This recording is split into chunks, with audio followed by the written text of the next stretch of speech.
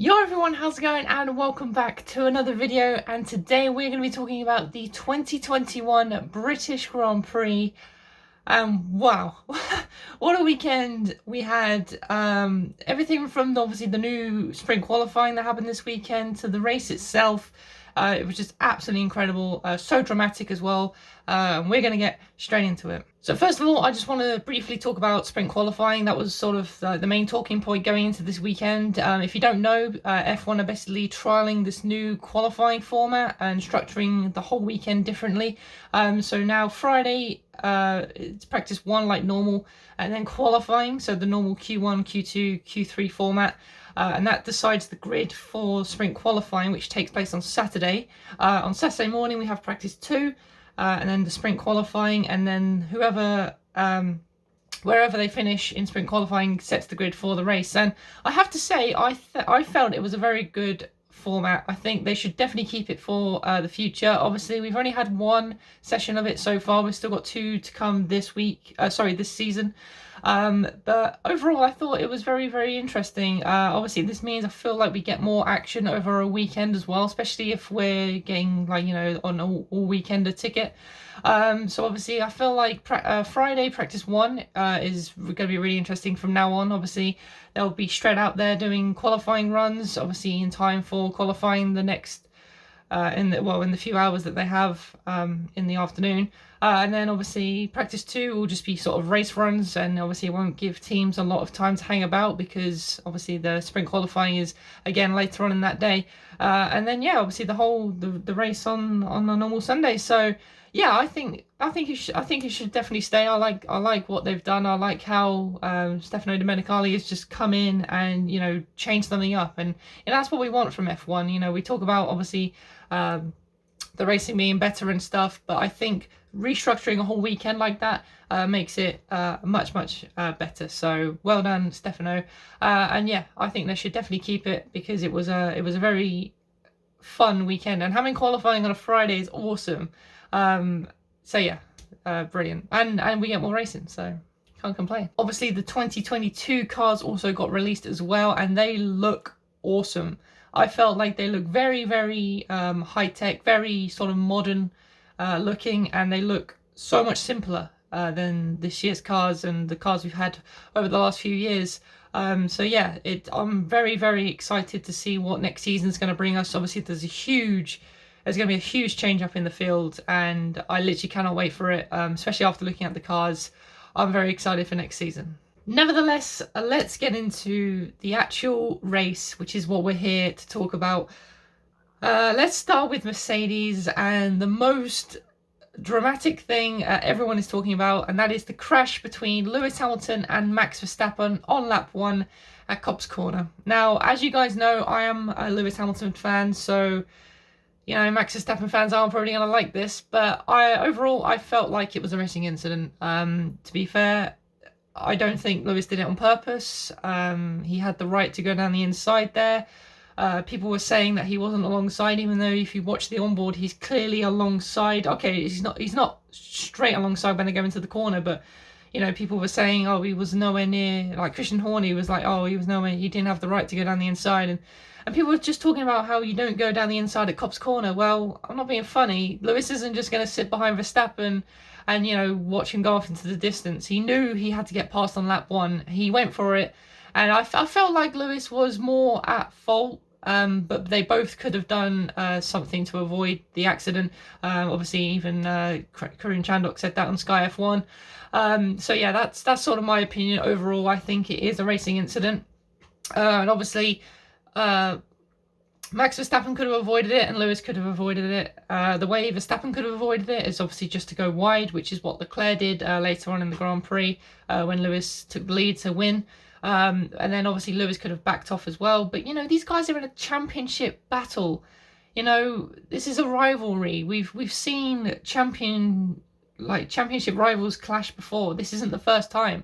But everyone was just taking it way out of proportion. Like I said, Christian Horner in the interview with Ted, he was like, "Oh, I hope Lewis Hamilton is happy with what he's done." And I'm like, yeah, okay, Max Verstappen did have a hefty crash. Okay, don't get me wrong, that crash was insanely bad. Like 51G is not nice for any human body to take that sort of impact. But you know, the way they were going on about it just seemed like Lewis did it on purpose and actually like concussed Max Verstappen. So overall, I think people took it way out of proportion. It was a racing incident, in my opinion, and all the other opinions I've seen have called it a racing incident as well. Some people are blaming Lewis slightly because obviously he was up the inside, but for people to say that he didn't deserve to go down the inside like that is just silly. You know, this is racing. People complain when there's no racing, and then when we see racing happen, you know, people just moan about, oh, this person shouldn't have done that, and this person shouldn't have done that. You can't go up the inside there. So, I don't know, you know, there's a lot of Max Verstappen fans now considering he's doing very well this season, but overall I think people just took it way out of proportion and everything like that. But that's my opinion anyway. And another thing that got to me as well was the fact that obviously Lewis got the 10-second time penalty. And people were just saying, oh, that's not enough, and things like this. I'm like, well, if you want to blame anybody for the penalty, blame it on the FIA. They give out the penalties. It wasn't Lewis's fault. Lewis didn't come over the team ready and were like, yo, give me a 10-second time penalty and then I'll go and win the race. It just seemed to me that people thought that Lewis did it on purpose, and it's not true. It's not true at all. Obviously, yeah, like I said, these things happen, and Copse is one of the most fastest corners on the circuit, and you're going at like 180 miles an hour through that corner. You have a split second to make that decision, and that's what Lewis did. He went for it. You know, he wants to win in front of his home Grand Prix.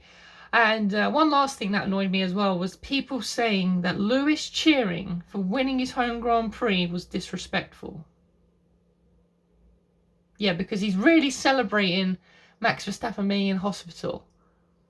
Okay, I'll take that. No.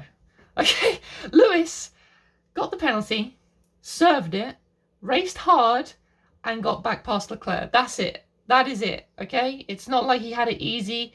It's not like he not got a penalty at all. And like I said, if you want to blame the penalty on anybody, blame it on the FIA for their inconsistency.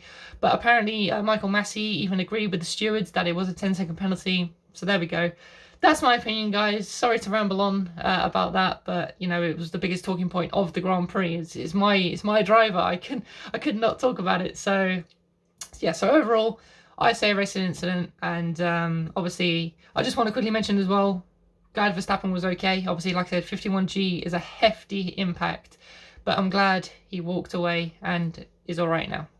Anyway, to sum up Mercedes, I didn't even really talk about Mercedes, I was just talking about the incident, but nevertheless, Mercedes, Lewis Hamilton obviously winning the Grand Prix.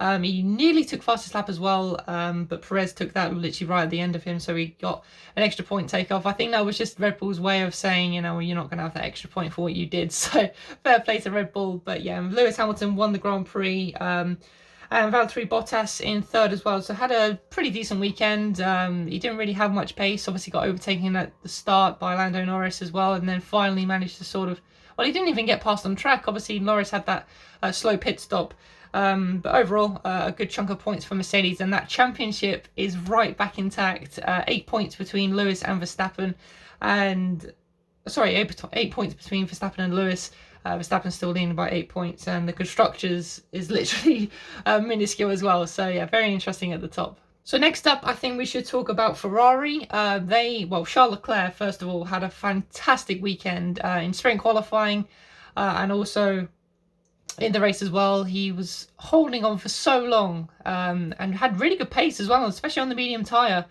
He was sort of pulling away from Lewis and had a really good gap, but unfortunately at the end of the Grand Prix, Lewis started getting pace and finally caught him with a few laps to go.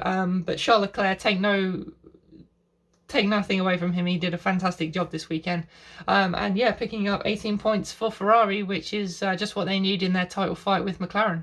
And Carlos Sainz as well. Didn't really see much of Sainz. He finished sixth, just behind Ricciardo, picking up 8 points for Ferrari. So, like, again, it's just more points and what Ferrari need. So next we'll do McLaren, Lando Norris. I was so hoping he would get on the podium, but like I just mentioned when I was mentioning Mercedes, unfortunately, Norris had a bad pit stop, which meant Bottas got back ahead of him, and then from that point onwards, Norris didn't really have the pace to sort of catch Bottas at the end, which was a massive shame. But yeah, it would have been brilliant to see him on the podium at his home Grand Prix. But still, nevertheless, it's 4th place and 12 points for the team. And Daniel Ricciardo had a much better weekend as well.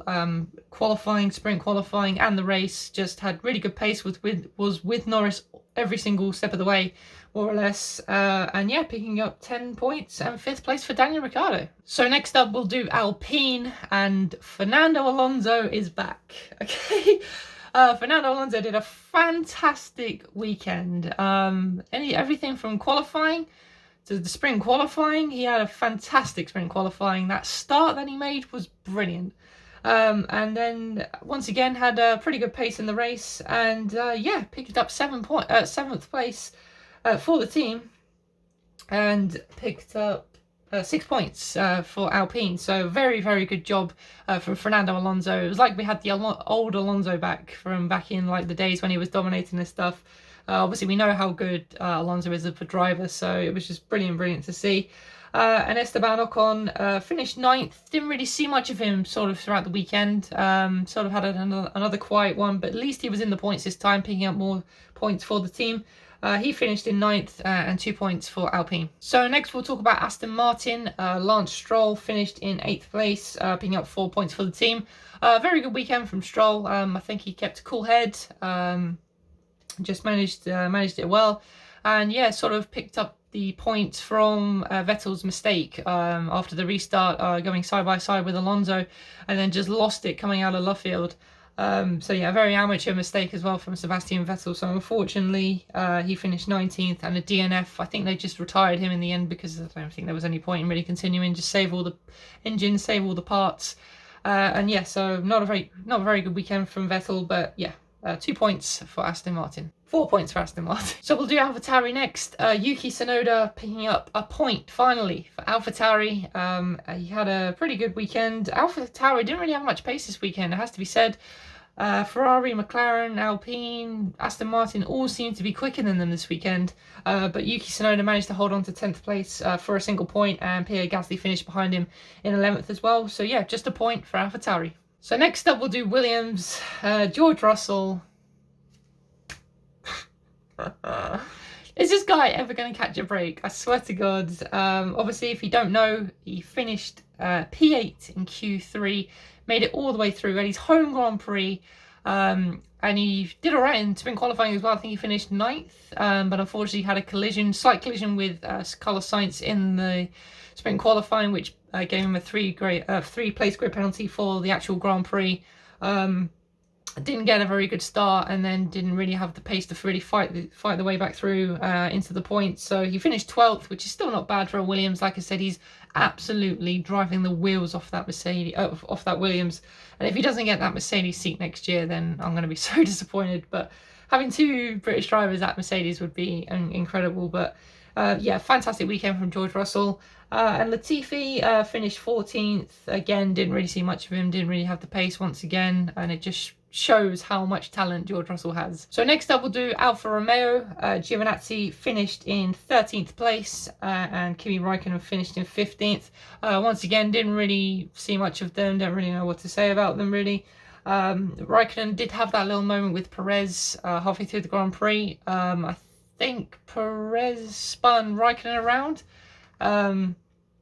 It might have been the other way around, but either way, it completely wrecked Perez's Grand Prix. And like I said, I think that's why Red Bull pitted Perez later on in the Grand Prix to take that point away from Lewis. But fair play to Red Bull. I mean, every point counts in this season. But yeah, Raikkonen finished 15th. Yeah, not much else to say on Alfa Romeo. Get on to Red Bull now, as Perez is next in the race order. So yeah, he finished P16, like I just mentioned. It's pretty qualifying. Well, qualifying he didn't do that well. Then in sprint qualifying he was behind Alonso in 6th place, I believe, and then just completely lost it coming out of Chapel after Maggots and Beckett's, and yeah, did a fantastic job to keep it out of the wall, I must say. But yeah, after that, obviously that completely wrecked his Grand Prix. starting position for the Grand Prix, and then throughout the race, yeah, didn't really obviously do much considering he was in a faster car. Got up to about 13th or 14th with, like I say, Raikkonen, and then had that collision earlier on, and then they just decided to pit Perez to take that fastest lap away from Hamilton. So yeah, not really much to say on Perez apart from that. Didn't have a very good weekend at all, to be honest, but like I said, it was sprint qualifying that sort of ruined that. And then obviously Verstappen, as we've touched on, like I said, I'm glad he's okay. Overall, could have been a lot worse, I suppose, but overall, yeah, glad he's okay, and I hope he can come back strong and fight Lewis. And I hope this hasn't ruined the relationship between Lewis and Verstappen, because yeah, we want to see them fighting and having aggressive battles and stuff, but off track as well, it's good to see that sportsmanship and that friendliness, and I hope they can keep that throughout the season. And finally, Haas, Nikita Mazepin, and Michael Schumacher then, and Mick Schumacher, 17th and 18th. Yeah, once again, didn't really see anything of them. And yeah, Mazepin ahead of Schumacher. Who would have said? So that is it, guys, for the race reaction for the 2021 British Grand Prix. Like I said, it was a fantastic weekend with sprint qualifying and just the new format in general. Obviously, like I said, the 2022 cars got launched. We had a fantastic, dramatic race. And yeah, the weather has been absolutely sweltering here in England as well, so it's great to see. And yeah, unfortunately I was working the whole weekend, so I couldn't see the Grand Prix live or anything like that, so I had to catch up on the Grand Prix. And sorry, this video is going out a little bit late as well. I'm actually recording this on the Wednesday, and this is going up tonight as well, so you guys will know that's been recorded today. So but yeah, like I said, let me know your comments, your thoughts on the new 2022 cars, your thoughts on the new qualifying system, the whole race as a general. What did you think to sprint qualifying? What did you think to the race? What did you think to the incident? Obviously that was just my opinion. Obviously I am a Lewis fan, so I am sort of going to be backing Lewis more, but nevertheless, leave all your thoughts and comments in the comment section of this video, and I will see you all again in the next one, guys. Take care.